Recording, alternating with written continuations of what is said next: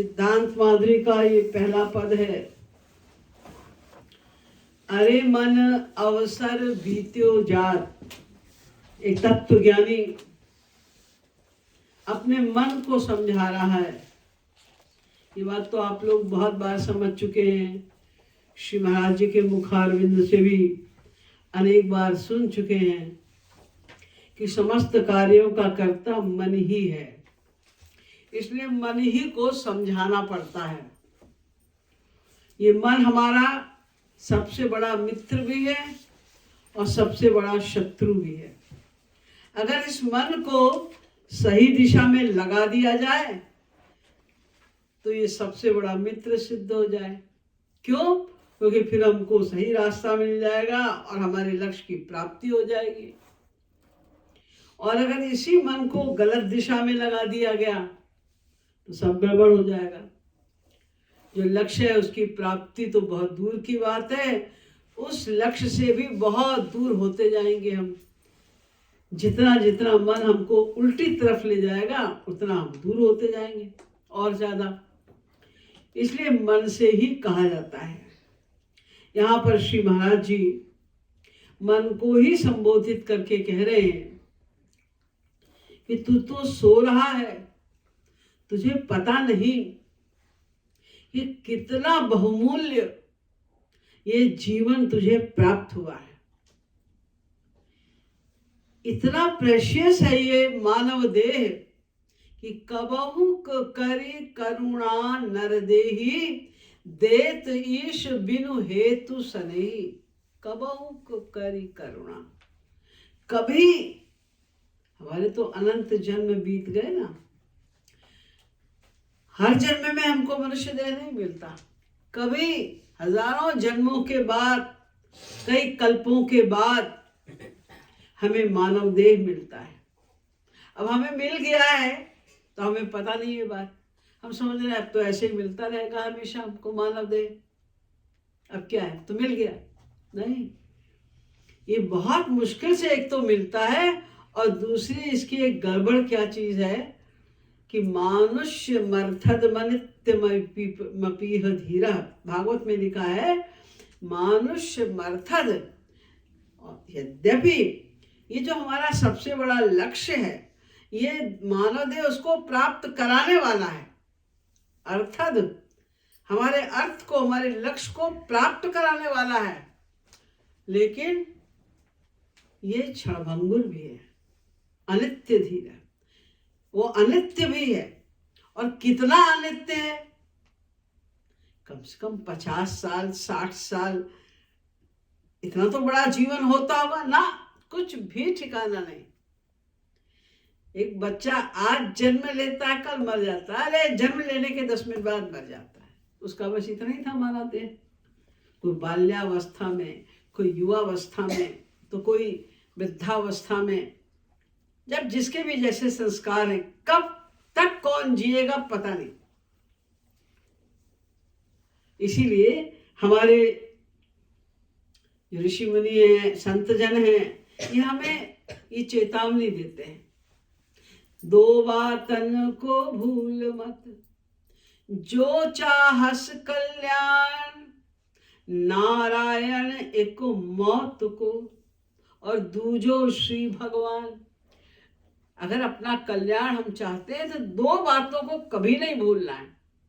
उसमें नंबर 1 पे रखा मौत को, डेथ। अगर हमको ये ज्ञान है, ये बात हमारे माइंड में है कि शायद आज का ही दिन हमारा अंतिम दिन है, शायद यही मोमेंट आखिरी मोमेंट है, यदि ये हर समय हमारे ध्यान में है तो हम तेजी से बढ़ेंगे अपने लक्ष्य की ओर। आप सबका एक्सपीरियंस है कि जब एग्जामिनेशन आता है तो हमारी गति स्टडी की, पढ़ने की बढ़ जाती है। और कल एग्जामिनेशन है, अब बहुत तेज हो जाती है गति। अब तो टाइम ही नहीं, सुबह तो एग्जाम देना है, बहुत तेज हो जाती है गति। ऐसे ही अगर हमको ये भान हो जाए कि जो इतना मूल्य मानव देह मिला है, जिसके लिए ये कहा गया, बड़े भाग मानुष तन पावा, सुर दुर्लभ सदग्रंथन गावा। तुलसीदास जी कह रहे हैं सभी ग्रंथों में ये बात बताई गई है कि मानव देह के लिए तो देवता लोग तरसते हैं। हम में से बहुत लोग देवी देवताओं की पूजा करते हैं, उन्हें भगवान मानते हैं, पूजा करते हैं, लेकिन वो देवी देवता तरसते हैं कि हमें मानव देह मिल जाए। हम अज्ञानतावश ये कामना करते हैं हमें स्वर्ग मिल जाए, यानी देवता बन जाएं। और देवता जो भुगत रहे हैं उस योनि में हैं, जिनके पास हमसे हजारों गुना अधिक पावर है, हजारों गुना अधिक ज्ञान है, और हजारों गुना अधिक उनका की सुंदरता है, उनके शरीर में सुगंध है, उनके शरीर में मलमूत्र आदि का निर्गमन नहीं होता। जो ऐसे देवता हैं वो हमारे शरीर को देख के सिहाते हैं, ललचाते हैं कि हमें ये देह मिल जाता। क्यों? क्योंकि 84 लाख प्रकार के देवों में से केवल एक ये मानव देह ही ऐसा है जिसमें हम अपने लक्ष्य की यानी आनंद की प्राप्ति कर सकते हैं। यद्यपि हर जीवन में, चाहे हम एक कीड़ा बने, कीट पतंग बने, पशु पक्षी बने, पेड़ बने, पौधा बने, कोई भी योनि हमको मिले, चाहते हम एक ही चीज है, एक चीज के लिए हम प्रयत्न कर रहे हैं हमेशा, आनंद, सुख के लिए, और कुछ भी नहीं लक्ष्य हमारा। हर कर्म के पीछे एक ही लक्ष्य है कि हमें सुख मिल जाए। तो हमने सुख की चाह और सुख पाने का प्रयास तो हर जीवन में किया है, लेकिन मिलेगा केवल मानव देह में, और किसी देह में नहीं मिल सकता। तो क्योंकि देवताओं का हमसे हजारों गुना अधिक ज्ञान है, वो जानते हैं इस बात को कि देखो ये कितने मूर्ख है मनुष्य, इतना इनको प्रेशियस टाइम मिला है और ये तो ऐसे विषयों में गमा रहे हैं, इंद्रियों के विषयों को इकट्ठा करने में, इंद्रियों के विषयों को के सुखों को लूटने में बिताते जा रहे हैं। ध्यान ही नहीं दे रहे हैं कितनी तेजी से हम मृत्यु के पास पहुंच रहे हैं। हमारा इस बात पे ध्यान नहीं जा रहा है, इसलिए हम आराम से बैठे हैं लापरवाह होकर। हर चीजों की हमारे लिए ज्यादा इंपॉर्टेंस है, जो भी संसारी काम धाम है हमारे, उन पे हमारी ज्यादा इंपॉर्टेंस है। सब चीजों से काम बच गया और वो भी बुद्धि ठीक रही तो हम भगवान का नाम ले लेंगे, नहीं तो सब कामों से टाइम बच गया तो अब सो जाओ, आराम कर लो। ये कर रहे हैं, इतने लापरवाह हैं क्योंकि हमने सोचा ही नहीं कि कुछ हमारे पीछे लगा है, टिक टिक टिक, हर समय, हर क्षण हम अपने अंत समय की ओर जा रहे हैं। हमने कभी सोचा ही नहीं कि भगवान ने हमें कितना बड़ा अवसर प्रदान किया है, ये हम सोच नहीं रहे। उसी बात की चेतावनी देते हुए, याद दिलाते हुए श्री महाराज जी इस लाइन में कहते हैं, अरे मन अवसर बीते हो जान। ये जो तुम्हें जो समय मिला है, मानव देह मिला है, ये बहुत बड़ा अवसर है, अपॉर्चुनिटी है, और ये खत्म होने को आ रही है और तुम अभी जागे भी नहीं। अवसर बीत्यो जान गोविंद राधे, नर्तन सुर दुर्लभ है बता दे। तू तो जग छोड़े नहीं गोविंद राधे। हम तो नहीं छोड़ना चाह रहे हैं, लेकिन काल जब चाहे क्षण में छुड़वा दे। काल के छुड़ाने के गोविंद राधे, पूर्व मूढ़ मन को हरि में लगा दे। ये हम लोग के लिए चेतावनी है। अब भी समझो कि तुमको क्या क्या नहीं मिल गया है, उसको हाथ से जाने मत दो, खो मत उसे।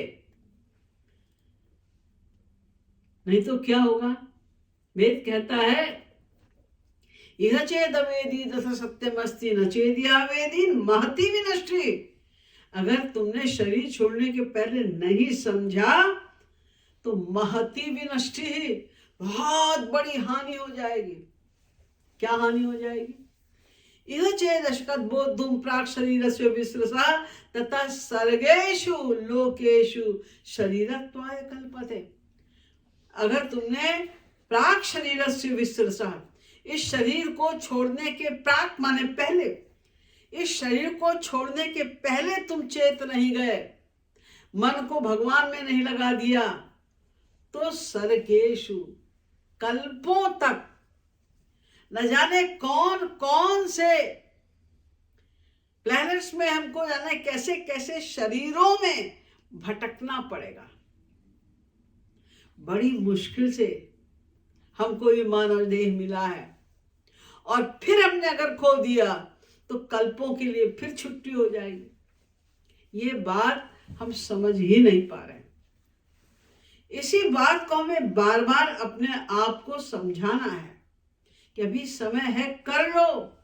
जब तक तुम्हारे हाथ में समय है कुछ पालो, इतना तो पालो कि अगला मानव देह निश्चित हो जाए।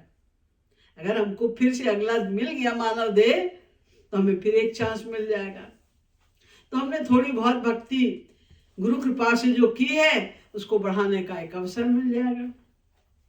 तो उसको बढ़ाने के लिए मानव देह का हम कम से कम इतना हिसाब किताब बिठा लें कि हमारा मानव देह पक्का हो जाए कि अपराधों से बचना है और भगवान का नाम लेना है, साधना करते रहना है, अपराधों से बचना। क्योंकि अगर हमने साधना भी की, अब 24 घंटे तो कोई साधना कर नहीं रहा, जितनी भी हम साधना कर रहे हैं तो कुछ कमाई कर रहे हैं, तो हमने एक तरफ से साधना भी की और दूसरी तरफ से अपराध भी कर डाले, तो हिसाब किताब बराबर हो गया, साधना करना बेकार हो गया। इसलिए दोनों चीज आवश्यक है कि एक तो हम अपराधों से बचें, दूसरों में दोष देखना, ये अपने मन को गंदा करने का सबसे बढ़िया तरीका है। दूसरों में दोष देखना ये हम लोग की आदत बन गई। अपने दोष दिखाई नहीं देते, दूसरों के दोष हम देखते जाते हैं। तो उससे क्या होता है? परस्य निंदाम पैशून्यम धिक्कारं च करोति है तत्कृतम पातकम प्राप्य स्वपुण्यम प्रददाति स। अगर आप किसी को धिक्कारते हैं, किसी में दोष देखते हैं, चुगली करते हैं, तो क्या होता है? तत्कृतम पातकम प्राप्य, उसके दोष हमें मिल जाते हैं, पाप मिल जाता है हमको। और उसको तो आप उसकी निंदा कर रहे हैं तो वो तो सोचेगा, वो तो अपना सुधार कर लेगा, तो उसका तो काम बन जाएगा। तुलसीदास जी ने लिखा ना, निंदक नियरे राखिए आंगन कुटी छवाए, बिनु पानी साबुन बिना निर्मल करे सुभाए। निंदक को तो अपने पास रखो बिठा के, तुम्हारे दोष बताता रहेगा तो तुम्हारा कल्याण हो जाएगा। देखो उसका क्या होगा? अगर आपने किसी के एक दोष के बारे में केवल सोचा, कहा नहीं, किसी से नहीं कहा, खाली सोचा, तो क्या हुआ? उस दोष को आप अपने माइंड में लाएंगे तभी तो सोचेंगे ना। बिना माइंड में लाए हम कुछ भी कैसे सोचेंगे? तो आप वो दोष अपने माइंड में लाए, यानी ये तो पक्का हो गया कि आपके अंदर वो दोष है। था कि नहीं पहले पता नहीं, अब आ गया क्योंकि आप लाए इसको, आप बाकायदा अपने अंदर लाए, सोचकर, दूसरे के दोष को सोचकर अपने माइंड में आप लाए, तो अब तो दोष वो हो ही गया आपका। और उसमें जिसके दोष को आपने सोचा, पता नहीं उसमें वो दोष था भी कि नहीं। क्योंकि हमारी अगर दोष बुद्धि है, पाप बुद्धि है, तो हमें सर्वत्र पाप दिखाई देते हैं, दोष दिखाई देते हैं। तो हो सकता है उसमें दोष वो हो ही ना, और हम अपने आप सोच सोच के अपने बुद्धि को खराब करते जा रहे हैं। सुना होगा कि एक बार द्रोणाचार्य ने दुर्योधन से कहा कि देखो ऐसा करो, ये जो सबसे अच्छा व्यक्ति हो संसार में तो उसको ढूंढ के लाओ, तो तुम्हारे हिसाब से सबसे अच्छा हो, और बिना ढूंढ के लाए मत आना। वो 3 दिन तक ढूंढता रहा और फिर आया वापस। उसने कहा मुझे तो एक भी व्यक्ति अच्छा नहीं दिखाई दिया, सब में मेरे दोष ही दोष थे। फिर नेक्स्ट डे उन्होंने युधिष्ठिर से कहा कि जो सबसे खराब व्यक्ति है तुम उसको ढूंढ के लाओ मेरे पास लाओ। वो भी 3 दिन तक ढूंढते रहे। 3 दिन के बाद आए और बोले कि मुझे तो कोई खराब दिखाई ही नहीं दिया, कि जितने लोग दिखाई दिए वो मुझसे अच्छे थे, मुझसे कम दोष थे उनमें, इसलिए मैं सबसे अच्छा सबसे खराब कौन है मैं निर्णय ही नहीं कर पाया। कोई खराबी किसी में दिखाई नहीं, मैं ही सबसे खराब हूं, इसलिए मैं वापस आ गया। यानी हमारी बुद्धि में दोष है तो हमें सब दोषी दिखाई देंगे, हमारी बुद्धि स्वच्छ है अच्छी है तो सब अच्छे दिखाई देंगे। तो हमें अपने मन की शुद्धि करनी है ना। ये तो आप समझ ही चुके हैं श्री महाराज जी कृपा से कि हम जो साधना कर रहे हैं उसका लक्ष्य एक ही तो है कि मन की शुद्धि, और तो कुछ नहीं होना है साधना से, मन की शुद्धि। बाकी सब तो गुरु करेंगे, बाकी सब तो हमारे हाथ में है ही नहीं, हमें केवल साधना करनी है। हम साधना ठीक ठीक करेंगे तो गुरु की कृपा से हमारे मन की शुद्धि होती जाएगी। और जब हम साधना भी कर रहे हैं, अशुद्ध करने के लिए उसको गंदगी में डुबोते भी जा रहे हैं, तो किया दरा सब चौपट, फिर तो हमें कैसे कुछ मिलेगा।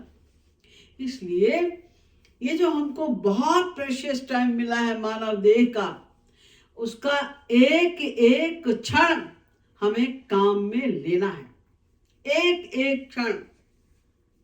और ये मैं भी आपको बहुत बार बता चुकी हूँ, श्री महाराज जी ने भी अपने प्रवचनों में बहुत बार ये बात बताई है कि एक एक क्षण काम में जो लेना है उसका तरीका क्या है कि सदा ये महसूस करो कि हरि गुरु हमारे साथ हैं। बस कितनी सरल साधना किसी शास्त्र में नहीं लिखी, किसी संत महात्मा ने आज तक ये नहीं बताया कि सबसे सरल तरीका है ये कि बस हरि गुरु को की उपस्थिति को महसूस करो, सोचो कि वो हमारे साथ हैं। और ये इतना कठिन नहीं, शुरुआत में नहीं होगा, फिर धीरे धीरे एक बार होगा, फिर 2 बार होगा। अगर आप मान लो 10 घंटे काम कर रहे हैं, 8 घंटे काम कर रहे हैं, और आपने सोचा आज पूरे टाइम महाराज जी ने कहा है ध्यान करो, तो काम करते समय पूरे टाइम हम आज श्री महाराज जी का ध्यान करेंगे। भगवान का ध्यान थोड़ा कठिन है, महाराज जी का ध्यान तो आसान है, आज हम उनका ध्यान करेंगे। अब आप सोच के तो गए थे, भूल गए वहां जाके, नहीं हुआ एक बार भी ध्यान। रात में सोते समय सोचो कि आज मैंने कितना गलत काम क्या क्या किया। हमने सोचा था कि पूरे टाइम भगवान का ध्यान करेंगे, और हमने तो एक बार भी नहीं किया, कल ऐसा नहीं होगा। फिर दृढ़ प्रतिज्ञ होके जाइए, तो शायद शुरुआत में तो हो जाएगा, फिर भूल जाएंगे आप। फिर आप सोचिए रात में सोने के पहले क्या गलती की हमने आज। फिर उसके बाद जब आप बहुत सावधान रहेंगे तो शायद 2 बार या 3 बार ध्यान आ जाए 8 घंटे में से। फिर और आपकी प्रैक्टिस बढ़ेगी तो 4 या 5 बार ध्यान आने लग जाएगा, फिर और प्रैक्टिस बढ़ेगी, हर 10 मिनट में ध्यान आएगा, फिर और प्रैक्टिस बढ़ेगी, हर 5 मिनट में ध्यान आएगा। ऐसी आदत पड़ जाएगी, फिर हर समय उनका ध्यान बना ही रहेगा, खाते पीते सोते जागते उठते बैठते। और यही तो साधना करनी है, इसी से मन की शुद्धि होगी। अब आप जब जान रहे हैं, आपको ये अनुभूति हो रही है या फील कर रहे हैं कि श्री महाराज जी हमारे साथ हैं, तो आप किसी के साथ बुरा व्यवहार कैसे करेंगे, किसी को बुरा कैसे कहेंगे, किसी के विषय में बुरा कैसे सोचेंगे। महाराज जी देख रहे हैं, महाराज जी सुन रहे हैं, वो नाराज हो जाएंगे। आज अगर महाराज जी यहाँ बैठे हों तो आप किसी को डांट सकते हैं, आप किसी से झगड़ा कर सकते हैं, आप कोई गंदी बात बोल सकते हैं क्या? ये महाराज जी बैठे हैं, बोल भी रहे, ये महाराज जी आ गए, चुप हो जाओ, तुरंत आप चुप हो जाएंगे। तो ये एक तरीका महाराज जी ने बताया कि हमारा जो अवसर बीत जा रहा है, हमारे हाथ से निकल रहा है, इसको यूटिलाइज करना है, हर क्षण यूटिलाइज करना है हमको, तो उनकी उपस्थिति को महसूस करना है। नर तनु शरद चांदनी बीते पुनि अंधियारी रात। अभी तो हमारा हमको शरीर प्राप्त है, तो हमको लग रहा है सब ठीक ठीक है, क्या गड़बड़ है, हम तो बड़े आनंद में हैं। कौन कहता है कि संसार में दुख है? देखो हमारे पास तो सब कुछ अच्छा अच्छा है, मकान अच्छा है, परिवार अच्छा है, मित्र लोग अच्छे हैं, हमारे परिवार सब लोग बढ़िया हैं, खूब खाना पीने के लिए हमें धन धान्य खूब हमें प्राप्त है, क्या गड़बड़ है हमारे में? तो हम तो कोई दुखी नहीं। हम ऐसा अभी सोचते हैं, हमें पता नहीं कि हम कितने बड़े दुख में फंसे हुए हैं, ये हम सोच ही नहीं पा रहे, जबकि हम दिन रात दुख ही दुख झेल रहे हैं। कितना भी पैसा हो आपके पास, कितना भी ज्यादा पैसा हो, लेकिन आपके अपने शरीर, आपका अपना शरीर आपको दुख दे रहा है। कभी फीवर हो गया, कभी यहाँ दर्द हो रहा है, कभी वहां दर्द हो रहा है, शरीर के आपको दुख व्याप्त हो रहे हैं। सर में दर्द हो रहा है, पेट में दर्द हो गया, अपच हो गया, गैस बन रही है, जाने कितने प्रकार के रोज दुख, चाहे आप कितने भी बड़े अमीर हो, कितना ही आपका बड़ा घर हो, लेकिन ये सब तो सहना पड़ेगा। और इतना ही नहीं, फिर मन के रोग, किसी से ईर्ष्या हो रही है, किसी से द्वेष हो रहा है, किसी से दुश्मनी हो रही है, किसी से प्रेम हो रहा है, ये सब गड़बड़ियां राग द्वेष वाली वो सब हमें सता रही है। किसी से हमारा अटैचमेंट हो गया तो हम दुखी हो रहे हैं, वो हमको प्यार नहीं करता, हम तो उससे इतना प्यार करते हैं, वो हमारे पास नहीं आता, हम उसे बुलाना चाहते हैं, उसका ही दुख हो गया। किसी से द्वेष हो गया, उसका दुख हो गया। किसी को आगे बढ़ता देखा, ईर्ष्या हो गई, उसका दुख हो गया। किसी के प्रति लोभ हो गया कुछ पाने का, उससे दुख हो गया। ये जो मन की गड़बड़ियां, ये हमें रोज दुख देंगी, चाहे हम कितने बड़े धनवान हो जाए, कितना कुछ हमारे पास संसार का सामान हो जाए, उससे क्या होता है, ये सब तो देंगे दुख। फिर दूसरे लोग जो हमारे आसपास हैं, हमारे काम के लोग, हमारे अड़ोसी पड़ोसी, हमारे घर के लोग, वो हमें दुख दे रहे हैं। जिसकी बात नहीं मानो वही मुंह फुलाए बैठा हुआ है, वही हमारा दुश्मन बन गया। चाहे आप किसी के लिए कितना भी करो, एक बार आप चूक गए करने से तो जिंदगी भर का रोना हो गया उसका। जो बाहर वालों से, घर वालों से, सबसे जो हमें कष्ट मिल रहा है वो अलग, फिर कितने ही लोग हमको पशु पक्षियों से हो जाते हैं, कीटाणुओं से हो जाते हैं, पानी से हो जाते हैं, प्रकृति से हो जाते हैं, वो सब तो झेलने पड़ेंगे। और सबसे बड़ी चीज जो हर एक व्यक्ति को झेलनी ही पड़ती है, वो है प्रारब्ध का दुख। जो हमने अनंत जन्मों में गड़बड़ सड़बड़ करके हम बैठे हैं, वो जो प्रारब्ध में हमारे दुख हैं, वो तो हमें झेलने ही पड़ेंगे, उससे तो कोई हमको बचा सकता ही नहीं। तो हम कितने दुख झेल रहे हैं, और फिर भी हम निश्चिंत बैठे हैं, अजी हमें क्या दुख है, हम तो बड़े आनंद में हैं। ऑल राइट, कोई पूछता भाई क्या हाल है, बहुत बढ़िया, बहुत बड़े आनंद में हैं हम।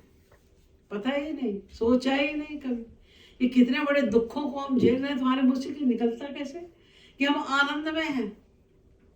क्योंकि हम भूले हुए, गुरु की वाणी को भूले हुए, जो हम दिन रात महसूस कर रहे हैं, भोग रहे हैं, वो भूले हुए हैं। ये भूल गए हमें कितनी बड़ी गिफ्ट भगवान की मिली हुई है, जो बहुत कम दिन रह गए हैं, कभी भी हमसे छिन जाएगी, वो सब भूल गए हैं। इसीलिए हम दुख झेल रहे हैं, और इसका दुख हमें कल्पों तक झेलना पड़ेगा। ये बात भी हम भूल गए। इसीलिए महाराज जी कहते हैं, अभी भी चेतो तू सोवत कछु जानत नाही, काल लगायो घात। तुम तो सो रहे हो, विषयों की नींद ले रहे हो, ये भूल गए हो कि काल कैसे हमारा पीछा कर रहा है। कभी सेकंड की सुई की ओर देखा है? बस देख लो उसको ध्यान से। इसी गति से हम मृत्यु के पास जा रहे हैं, बढ़ते जा रहे हैं मृत्यु के पास। कब हमारा अंतिम समय आ जाएगा कुछ नहीं पता। तजत न नींद यद्यपि विषयन के छिन छिन जूते खात। माया के द्वारा बहुत जूते पड़ते रहते हैं हमें। जहां भी हमने बहुत अटैचमेंट किया, जिससे भी हमने बहुत आशा की, वहीं से निराशा मिली। कितनी बार वो बड़ा धोखेबाज है, उसने हमको धोखा दे दिया, हमने तो उसके लिए इतना किया, उसने हमारे लिए ये किया, ऐसे हम बोलते रहते हैं। तो हमारे अपने जो कहलाने वाले हैं स्त्री पति बाप बेटा, हम इन्हीं से परेशान रहते हैं, इन्हीं से हमको जूते पड़ते रहते हैं। लेकिन फिर भी हम विषयों की नींद लेने से चूकते नहीं। थोड़ा और आराम कर लें, थोड़ा और आराम कर लें, थोड़ा और धन कमा लें। और जो सत्संगी हैं श्री महाराज जी के, उनके पास तो एक बहुत बड़ा पॉइंट ये है कि जी हम तो धन कमा रहे हैं, बढ़ा रहे हैं अपना सेवा के लिए, क्योंकि हम सेवा करना चाहते हैं। तो इसका मतलब ये है कि जिनके पास अधिक धन नहीं, वो सेवा ही नहीं करते, क्या उन्हें भगवत प्राप्ति होगी ही नहीं। ये मत भूलिए कि सेवा का मूल्य आपके धन से नहीं माना जाता। कितना धन दिया उसकी वैल्यू नहीं है, आपकी उसमें कितनी श्रद्धा थी, सेवा की आपकी भावना उसमें कितनी थी, उससे होता है। वो गिना जाता है वहां पर। श्री महाराज जी के सत्संग में मेरठ में एक स्त्री है, अभी भी है, वो मनगढ़वास करती हैं। वो जब महाराज जी की पहली गाड़ी आई थी एम्बेसडर, तो महाराज जी ने कहा लोगों से, भाई ये कार आनी है। उस समय बड़ी सस्ती होती थी गाड़ी, 40,000 की एम्बेसडर गाड़ी आती। महाराज ने कहा, भाई ये सब लोग 500 जो भी दे सकते हो, कितना दोगे तुम लोग। तो वहाँ कई बिजनेस वाले लोग भी खड़े थे, अच्छी सैलरी वाले लोग भी खड़े थे। किसी ने 100, किसी ने 200, ऐसे सब ने दिखा दिया। वो स्त्री जो बर्तन मांजती थी घर में जाके, और उस समय तो बर्तन मांजने वाली नहरी को 7 रुपए 10 रुपए ऐसे ही मिलते थे एक घर से। वो 3-4 घर में बर्तन मांजती थी। उसने कहा, महाराज जी 500। महाराज जी का तू 500 कहाँ से देगी? घर घर में बर्तन मांज के जैसे जैसे तो अपनी गृहस्थी चलाती है, तो 500 कहाँ से देगी? महाराज जी बस आपकी कृपा होगी तो सब हो जाएगा। कार के लिए 100-200 में क्या काम चलेगा, मैं 500 दूंगी। महाराज जी बहुत अप्रिशिएट किया, अच्छा लगा महाराज जी को। उसके बाद घर पहुंची। जैसे ही घर पहुंची तो उसकी माँ गांव में रहती थी पास के, वहां से संदेशा आया कि माँ ने कहलवाया कि हमारे पास 40 किलो चांदी है। और वो बहुत बीमार थी, मरने वाली थी, तो उसने कहा मैं तुझे देना चाहती हूँ 40 किलो चांदी, तो तू आ जा।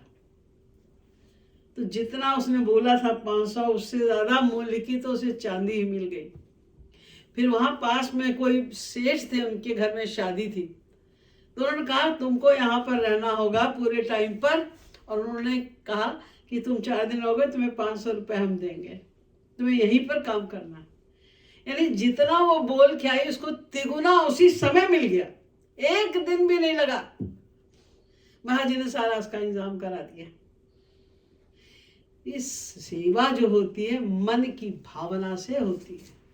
तुम्हारे पास कितना है, उसमें तुमने कितना % दिया, वो गिना जाता है, कितना दिया नहीं। एक व्यक्ति के पास 10 लाख है और उसने 20,000 दिया।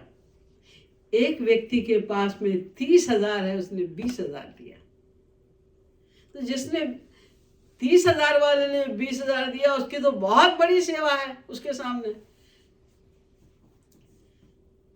आपके पास 10,000 है और आपने 10,000 पूरा दे दिया गुरु सेवा में, 100% आपकी तो सेवा हो गई, उससे खुश होंगे गुरु। और आपने 10 लाख में से 10,000 उठा के दे दिया, तो कौन सी बड़ी भारी बात है। तो ये तो एक बहाना है, मन में तो वासना है धन अधिक कमाने की, लेकिन हम सेवा का नाम लेके उसमें से कुछ अंश देते रहते हैं। अगर हमारी भावना है, श्री महाराज जी ने बात बहुत बार कही कि तुम्हारी अगर सेवा की भावना है तो तुम जब आज मनगढ़ आए हो, कितना धन तुम्हारे पास में है जो तुम लाए हो, वो पहले दिन सब दे दो ना। महाराज जी हर बार कहते थे कि जो तुम लाए हो सब मुझे दे दो आते ही, बस। नहीं, हमको तो ये सेवा भी करनी, कामनाएं हैं हमारी, हम अपनी इच्छा से करेंगे सेवा, अपने सुख के लिए हम करेंगे सेवा, महाराज जी के सुख के लिए नहीं, अपने सुख के लिए करेंगे। फिर हमको ये सेवा भी करने को मिल जाएगी, वो भी प्रतिष्ठा भी मिलेगी कि हमने इतनी सेवा की, हमने उतनी सेवा की, हमने ये सेवा भी की, हमने वो सेवा भी की, प्रतिष्ठा हो जाएगी। तो ये तो एक प्रकार की चालाकी है कि हम सेवा के बहाने पैसा कमाने में लगे हुए हैं, धन कमाने में लगे हुए हैं, और परसेंटेज इतना सा देते हैं। कमाते कितना है और 1% दे दिया, 10% दे दिया तो हम कहते हैं हमने तो बहुत कर दिया। नहीं, ऐसा नहीं होता। जितना आपके पास में है, जितना भी जिसके पास में है, उसमें से कितने परसेंट आपने दिया, आपकी भावना कितनी है। मान लीजिए महाराज जी ने आज कोई सेवा बताई जिसका मूल्य 5,000 है, आप पास तो है ही नहीं 5,000, आप तो 1,000 से ऊपर कोई सेवा कर ही नहीं सकते। तो अगर आपको ये मन में हो रहा है कि मैं काश मैं ये सेवा करता, लेकिन मेरे पास नहीं है, आप अब सोच रहे हैं, हे प्रभु मुझे कब ये ऐसा अवसर मिलेगा, मैंने कौन से ऐसे पाप किए थे कि मैं इतनी भी सेवा नहीं कर सकता आपका, 5,000 की भी सेवा हम नहीं कर सकते आपकी। ऐसा सोच के कि हम नहीं कर पा रहे हैं, गुरु चाहते हैं ये सेवा करना, हम नहीं कर पा रहे हैं, ऐसा सोच के अगर हम रो रहे हैं, आंसू बहा रहे हैं, तड़प रहे हैं सेवा करने के लिए, तो हमें 100% सेवा का फल मिलेगा। भावना का फल मिलता है, वहां चीज का फल नहीं मिला करता है। तो हमें समझना है कि हमको प्रमुख बात जो है वो हमें तो अपने भक्ति को बढ़ाना है, इस मानव देह को सार्थक करना है। इधर उधर की बातों पे हम कम ध्यान दें और चीजों में हम कम ध्यान दें, और इस बात पे ज्यादा ध्यान दें कि जैसे तैसे जिस प्रकार हमारा मन लगे भगवान में वो करना है। आपके पास भगवान ने बहुत पैसा दिया है, आपने पूर्व जन्म में बहुत दान किया होगा, तो आपको भगवान खूब पैसा दे रहा है, बड़ी अच्छी बात है। तो अब आपका कर्तव्य क्या है, जितना है, जितनी आपकी सामर्थ्य है, जाके दे दो, खत्म बात। अब आपको बाकी कुछ सेवा करने को मिले ये उनकी इच्छा है, ना मिले उनकी इच्छा है। और श्री महाराज जी तो इस प्रकार दे देने वालों को सब सेवाएं फ्री में देते थे। देखो लोग करना नहीं चाहते थे तो भी महाराज जी बुला के उनको वो सेवाएं देते थे कि तुमको ये करना, और उनसे पैसे से कुछ नहीं लिए जाते थे। हमें समझना पड़ेगा कि हमारा जीवन का लक्ष्य क्या है, उससे हम ना हट जाए, वो ना छूट जाए किसी और चक्कर में। इस बात का हमें ध्यान देना है। तो अवसर चूकी फिरिए 84 कर मींजत पछताए, इस बात पर हमने अभी ध्यान दे दिया तब तो ठीक है, तो हमारा जीवन सुधर जाएगा। नहीं भी हुई भगवत प्राप्ति इस जन्म में, तो कम से कम अगले जन्म की ये गारंटी तो हो जाएगी ना कि हमें मानव देह मिलेगा। और महाराज जी की फिलॉसफी हमारे संस्कारों में है, उसका लाभ भी हमको मिलेगा अगले जन्म में। और फिर श्री महाराज जी की कृपा हमारे ऊपर बनी रहेगी, वो हमारी सहायता करते रहेंगे जब तक हम उनकी शरण में हैं। अगर हम पूरे जीवन उनकी शरण में हैं तो मानव देह मिलेगा, और महाराज जी की कृपा अगले जन्म में भी हमारे ऊपर अवश्य रहेगी।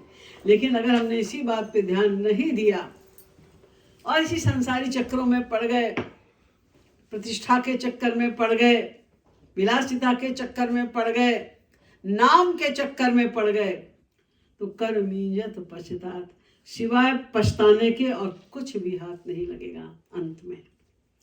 रसिकन कही कृपालु मानु गहु, युगल चरण जल जात। श्री महाराज जी अंतिम लाइन में ये कह रहे हैं कि ये जो बातें मैंने बताई हैं ये रसिकों के द्वारा बताई गई, संतों के द्वारा बताई गई बात है, इसलिए उसमें किसी प्रकार का प्रमाद मत करो, आलस्य मत करो, उनकी बात मान लो, इसमें तुम्हारा लाभ है।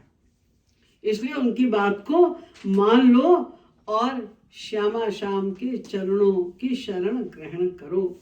ये प्रयास इसी क्षण से प्रारंभ कर दो कि हम निरंतर श्यामा श्याम का अथवा गुरुदेव के चरणों का ध्यान करेंगे और कभी किसी की निंदा स्तुति नहीं करेंगे। आप कहेंगे निंदा में तो नुकसान है, स्तुति माने प्रशंसा करना, तारीफ करना, उसमें क्या नुकसान है? उसमें ये नुकसान है कि जब भी हम किसी की प्रशंसा करते हैं तो इनडायरेक्ट वे में हम किसी की बुराई करते हैं। वो बड़ा अच्छा करता है, इसके मतलब वो अच्छा नहीं करता, वो इसने ऐसा किया, बड़ा अच्छा किया, उसने ऐसा नहीं किया। तो निंदा स्तुति का आपस में संबंध ऐसा है, हम निंदा करते हैं किसी की तो किसी की स्तुति अवश्य करते हैं, किसी की स्तुति करते हैं तो उसकी निंदा अवश्य करते हैं। इसलिए निंदा स्तुति दोनों को ही त्याज्य बताया गया है। उसमें हम ध्यान न दें, दूसरों के दोषों को न देखें। हमारे अंदर इतने दोष हैं, दोष देखने का शौक है तो अपने अपने दोषों को देखें और उसमें सुधार करें। और प्रमुख बात तो ये है कि हमको ना अपने दोष देखने का टाइम मिलना चाहिए, न दूसरों के दोष को देखने का टाइम मिलना चाहिए। हमें तो बस श्री महाराज जी का चिंतन, उनको, वो हमारे साथ में है, हमको देख रहे हैं, ये चिंतन बढ़ाना है। यही इस पद्य का भावार्थ है। अरे मान 4 दिना की बात, अरे